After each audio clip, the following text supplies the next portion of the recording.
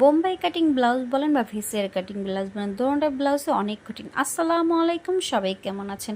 এই ভিডিওটার মাধ্যমে শিখে যাবেন কীভাবে বোম্বাই কাটিং ব্লাউজ কাটে। যারা নতুন তাদের জন্য, যারা পুরান তাদের জন্য এই ভিডিওটা একদম খুবই সহজভাবে আমি ফর্মটা ভালোভাবে কেটে নিতে। যাদের এই কাগজ না থাকে তারা পেপার কাগজ, ক্যালেন্ডার যা পারেন তা দিয়ে আগে ভিসের কাটিং ব্লাউজটার ফর্ম আগে কেটে নেবেন। ফর্মটা আগে কেটে নিলে কী হয়, আপনার কাপড়টা নষ্ট হয় না। আর যদি আপনি কাপড় দিয়ে সরাসরি কাটতে চান, কাপড়টা তো নষ্ট হয়ে যায়। তার চেয়ে বললে আমরা ফর্ম কেটে নিই। আমি যে এতটা বছর কাজ শিখছি, এখন আমি বেশিরভাগই ব্লাউজের ফর্ম কেটে নিই, শুধু বোম্বাই কাটিংয়ের ক্ষেত্রে।